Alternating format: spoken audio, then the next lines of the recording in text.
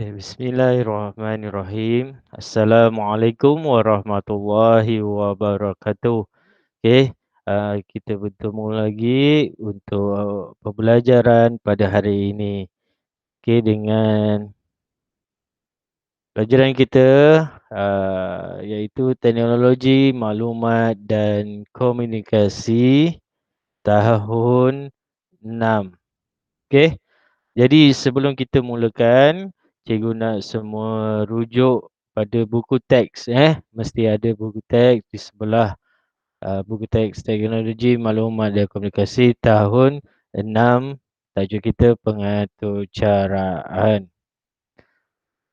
Okey, jadi kita masih lagi dalam tajuk pengaturcaraan, di mana kita akan memahami pengaturcaraan, iaitu 1.2 membuat perkaitan antara langkah-langkah aktiviti harian dengan satu set arahan dalam atur cara komputer. Okey, faham Okey.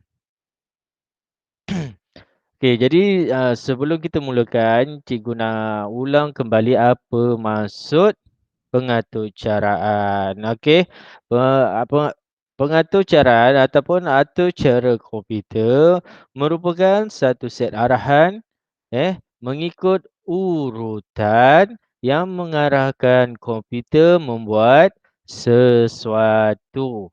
Itu yang dimaksudkan pengatur caraan. Dia mesti ada satu set arahan mengikut urutan. Okey. Bila ada arahan, barulah komputer tersebut boleh uh, membuat sesuatu. Dia cuba untuk capai apa yang hendak dihasilkan. Okey. Jadi, hari ini cikgu nak cuba kaitkan aktiviti harian dengan, atur cara ataupun set arahan.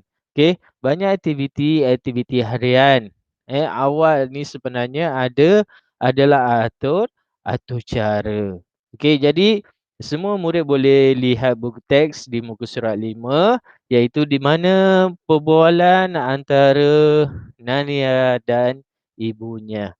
Okey, kita lihat situasi yang pertama di mana mungkin waktu PKP ni jadi Nadia banyak waktu bersama ibunya di rumah. Jadi dia mengambil kesempatan itu, dia nak tahu bagaimana cara untuk menjadikan ikan untuk digoreng. Jadi ibunya pun setuju untuk mengajar Nadia bagaimana nak menggoreng ikan, menyediakan ikan. Okey.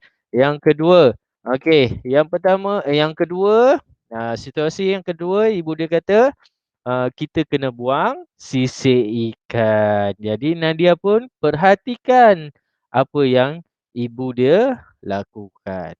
Okey, situasi yang ketiga.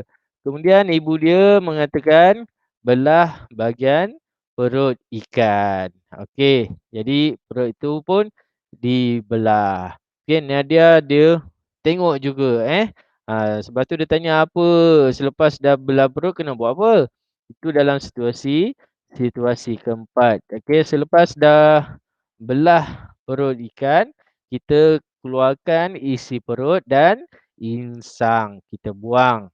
Okey, itu situasi yang keempat. Situasi yang kelima, okey, kemudian ibunya basuh ikan hingga bersih. Nadia masih perhatikan bagaimana ibunya buat Okey, yang keenam, bila dah siap basuh, sekarang ikan ini dah sedia untuk digoreng. Jadi di sini bermaksud okey, ah, aktiviti harian kita, contohnya masak ikan, goreng ikan ini. Sebelum kita goreng, kita kena sediakan ikan. Jadi, sediakan ikan itu adalah satu set arahan. Di mana yang pertama tadi kalau kita ingat kembali, ibu dia buat apa mula? Ibunya buang buang sisik. Yang kedua, ibunya belah perut. Yang ketiga dia buang, isi perut dan insang. Yang keempat dia basuh, kemudian, yang kelima apa, ikan tu dah boleh digoreng. Jadi itu adalah satu set arahan, yang kita perlu ikut urutan untuk menyediakan ikan untuk digoreng, itu aktiviti harian kita pun ada, set arahan. Okey, jelas, Okey, jadi seterusnya apakah langkah-langkah, untuk menggoreng ikan tersebut? Okey, cuba kita fikirkan bagaimana, apakah langkah-langkahnya, Apa langkah, eee, apa ni, bagaimana menggoreng ikan merupakan satu set arahan. Bila kita nak tahu dia satu set arahan apabila dia ada urutan, arahan yang mengikut urutan. Contohnya, mula-mula buat ni, yang kedua kita kena buat ni, yang ketiga kita kena buat ni dan seterusnya lah sehinggalah, apa tu, ikan tersebut digoreng. Okey, boleh tak? Macam mana?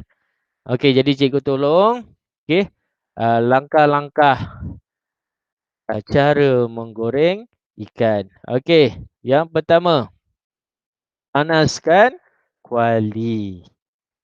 Yang kedua, tuangkan minyak masak. Okey, langkah yang ketiga, apabila minyak masak panas, masukkan ikan ke dalam kuali. Yang keempat, tunggu sehingga ikan masak. Dan yang kelima, angkat ikan yang telah masak ke dalam piring. Jadi ini merupakan langkah-langkah menggoreng ikan. 1, 2, 3, 4, 5. Jadi 5 ini adalah satu set arahan. Apabila ada satu set arahan macam ni, dari panaskan kuali hingga ikan tu siap dimasak, maka ini merupakan atur cara. Okey, jelas, jadi cikgu nak kaitkan aktiviti harian pun ada atur cara. Bila atur cara ni awak kena ingat, dia ada arahan. Apa yang kita kena buat dan arahan tersebut mestilah mengikut urutan.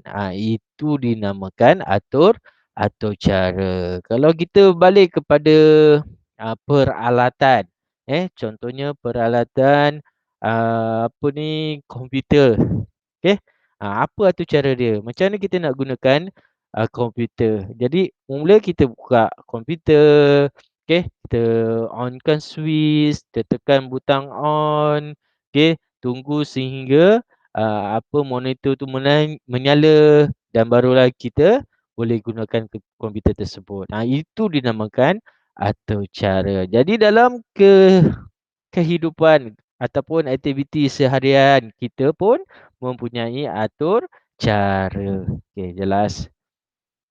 Baik, ini ada 2, mesin basuh dengan goreng ikan. Okey, mesin basuh ada atur cara, goreng ikan pun ada atur cara, betul tak?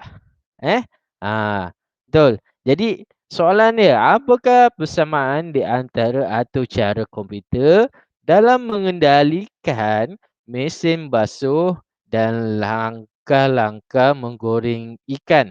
Apa persamaan dia? Oh, itu mesin basuh. Satu lagi goreng ikan. Apa persamaan dia? Cuba.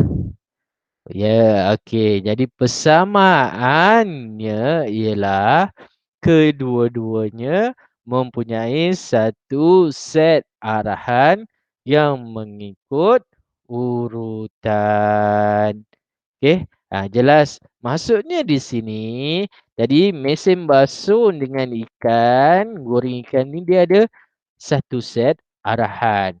Okey, di mana mesin basuh ni ada arahan dia. Bagaimana kita nak basuh baju. Dia akan ikut urutan. Pertama on swim, masukkan baju, masuk air, masuk sabun, mulakan basuhan, lepas tu membilas, mengeringkan dan siap untuk dijemur. Betul. Itu adalah satu set arahan. Ikan tadi yang 5 tu, ingat, panas kuali, itu pun adalah satu set arahan. Jadi persamaan dia ialah keduanya mempunyai satu set arahan yang mengikut urutan. Okey, jadi kesimpulan untuk hari ini, cikgu harap awak dah faham apa itu atur cara, eh, apa berkaitan pengaturan dengan aktiviti seharian kita di rumah ke di mana-manalah.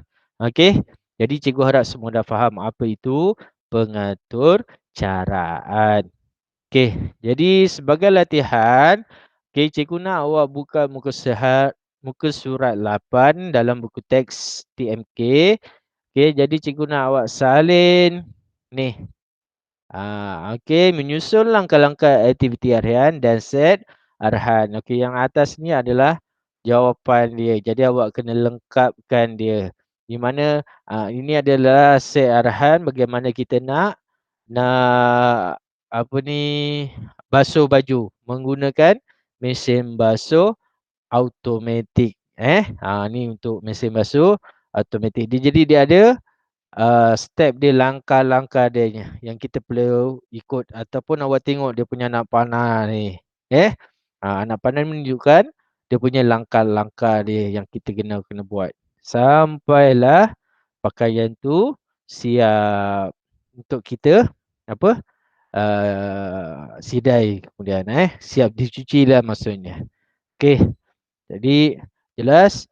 Jadi untuk latihan ni buat dalam buku TMK, dah siap, ambil gambar dan hantar WhatsApp personal pada cikgu. Jadi itu saja untuk hari ini.